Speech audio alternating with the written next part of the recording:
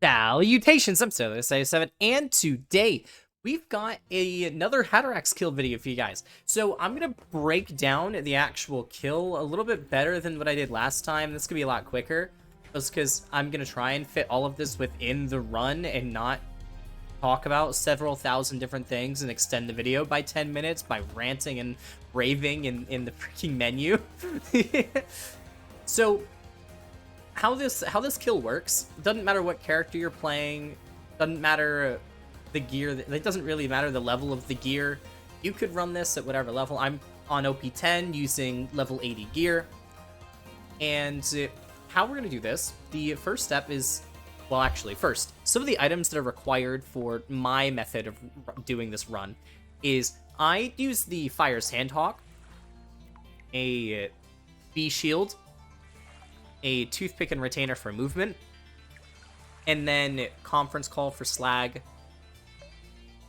Breaking down the actual items they're used for, we need a slag tool, which is this conference call. We need a stagger. We need a pre-stagger phase weapon, which is what the Fire Sandhawk is going to be used for. A lot of people use the Lady Fist with the B shield. What I'm doing is I am crit swapping with the Lady Fists. So B shield Sandhawk crit swapping. It's a lot easier from this position to swap than it is to do it with just the Lady Fist. So yeah, a fire rate increase from something. We want either a skill or a class mod or a relic that increases fire rate for in general. I'm using the Blurred Trickster for increased fire rate from the class mod. Showcase here, fire rate 32%, and that's really all that's needed for this particular variant of the kill. I have the fire rate and I have flicker to get all of the slag chance, and then the fire rate also helps when it comes to getting the Sandhawk shots off in time. And if you aim your shots right, then you'll be able to hit the back of his head crit spot, and it'll melt his HP. I don't need to be entering menu to reload manually. Wait. There we go. Alright.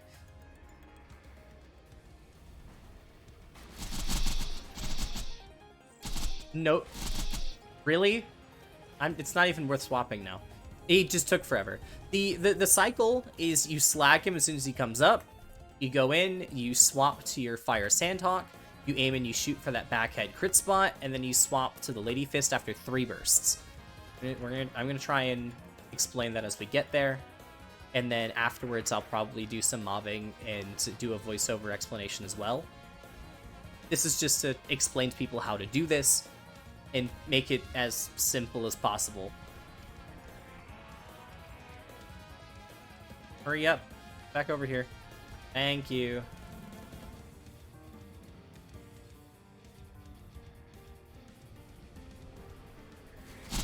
There we go. Now we swapped not that to this. 3 bursts. Swap. Wait. Okay, so the dot didn't bring him down, but at some point, if I line up the shot properly, which I so far haven't done yet, if I line up the shot properly, you can't just like one cycle him with it, one movement hit him.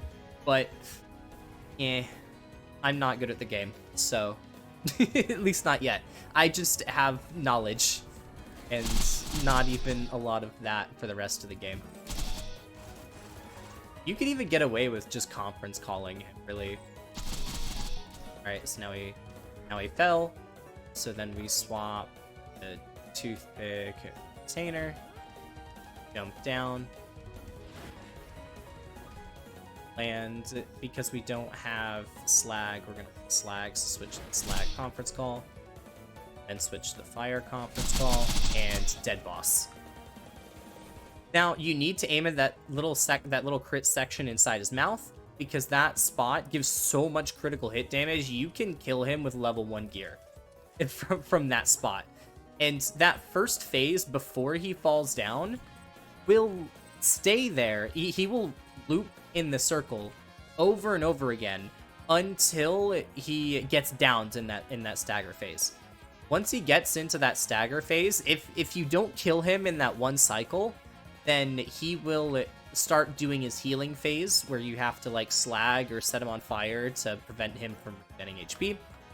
Which, if you get to that point, I don't recommend even continuing that run, but you can. With that spot, it doesn't prevent all damage. It prevents all the damage from the rocks falling, but it doesn't prevent the damage from the spore guys if they get too close. So what you can do is you can just shoot them out of the sky with the B shield conference call, and that will probably get you through it. I'm a reload and do another run and try and cover things that I may have missed. So again, toothpick retainer. Gonna run over there.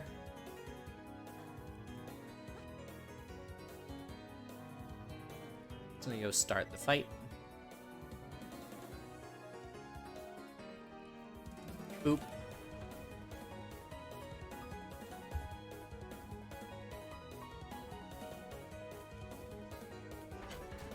Start the boss fights.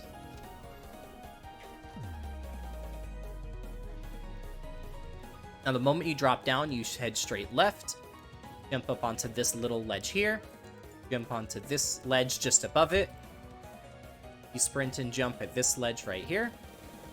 You jump across, and you can jump straight up onto this ledge, and then you can jump over here. And Health Gate will protect you from the slag spikes. As long as you don't get hit by that corrosive orb, you'll be just fine. B shields. There's my crit. There's my crit.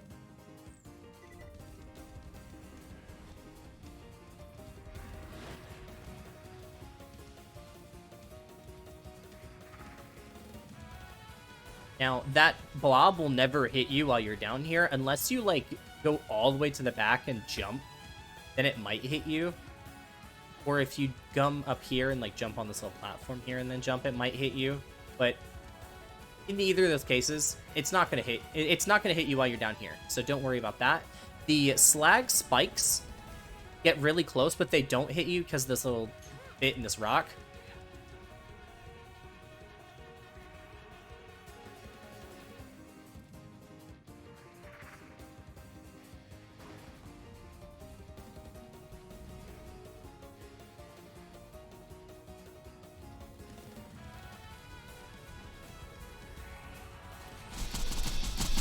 Get the slag off, switch to the sand taunt, then we switch to Lady Fist. Look at all that damage. That was quite a bit. I probably could have one-phased him if it was a OP10 Sandtalk or an OP10 Lady Fist, or not Lady Fist, OP10 Sandtalk or OP10 B Shield, but it's fine. You can just manually reload while waiting for him to come back over to the correct location. And with him being this low, with the slag conference call, with this being a level 80 setup, I'm pretty sure we can just fall him. There we go. With just the call. Shield doesn't really matter. I do recommend having an alkaline one.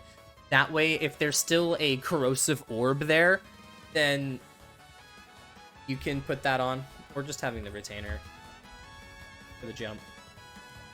You can get down without using the toothpick retainer jump. I've just found it to be the most consistent way for me to get down. I'll swap to this. We use a B shield. Dead boss. So how he moves around and how to know when he's going across. When he comes out of one of these geysers down here, there's two other geysers he can come out, so there's only three. There is the one this side. Let me get the toothpick retainer on so I can showcase all these properly. We have this geyser over here, which is the closest one. This is the one that you want to shoot him at while he's right here. There is another geyser right here, which is the one directly to the right viewpoint while you're up at the top tower there. And then there is the third geyser back here, which is when he is facing you. Now, how to tell when he is going to show up at whichever geyser. If he's at this geyser, let's say he's at the furthest away geyser right here. If he jumps and leaps over into this geyser, if he comes into this geyser, he will always come up from this geyser. So that's when you prep, when you see him jump from there to there, and he comes over here, you shoot at him while he's over here. And if you ever see him go from this geyser over here, and he comes from this one, he spawns there, and then he jumps over to this one, he will always come up from this geyser. So, in short, he will always show up in the geyser that he does not travel to during his movement phase. Whether it's travel from or travel to. And yeah, that's the end of this video here. I hope y'all enjoyed, and I hope this helps some of you with Hadarax runs. It is super simple, super easy, as long as you have a toothpick retainer. This setup works really well.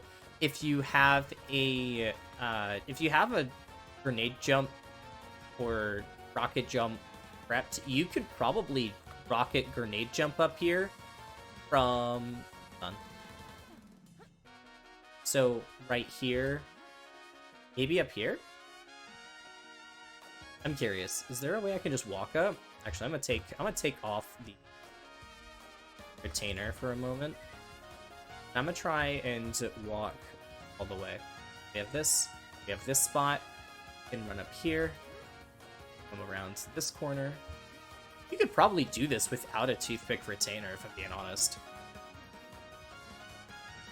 Oh yeah, there's also a vault symbol up here.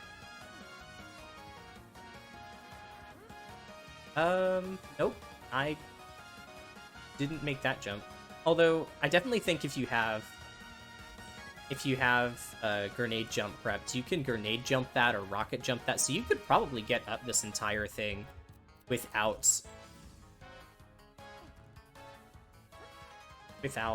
toothpick retainer. Let's see. Me over here stumbling. Alright, so let's grab a... Do I have a sham shield? There's my sham. Where is my bada boom? There's my bada boom. There we go. This one. This one. This one. This one. This one. Now, trying to dodge the projectiles while jumping up like this sounds like an absolute pain. So I don't recommend doing it this way. I do recommend having a toothpick retainer. But if you absolutely have to and you think you can travel this, then by all means, go ahead. Again, seems like an absolute pain.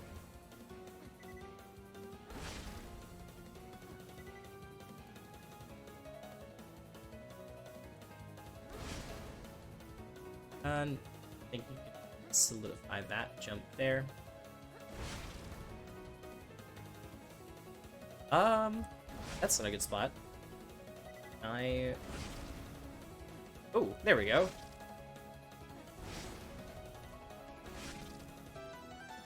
Yeah, you can get all the way up here without a toothpick and retainer. I do recommend having toothpick retainer for this, but you can get away with not having them if you want to put in the efforts of dodging all the projectiles while going up the wall. But yeah, that's the end of this video. I hope y'all enjoyed. See y'all in the next one. Bye-bye.